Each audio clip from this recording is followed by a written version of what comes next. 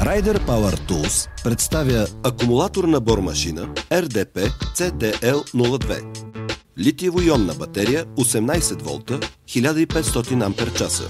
Време за зареждане 1 час. Ергономично оформена ръкохватка с меко противоплъзгащо покритие. Тегло килограм 650 грама. Вградено светодиодно осветление за осветяване на работната зона и на тъмни места. Безключов патронник с метална основна втулка. Обхват на захващане на патронника до 13 мм. Мощен електромотор с електронна спирачка. 16+1 степени за регулиране на въртящия момент. Дясно-ляво въртене.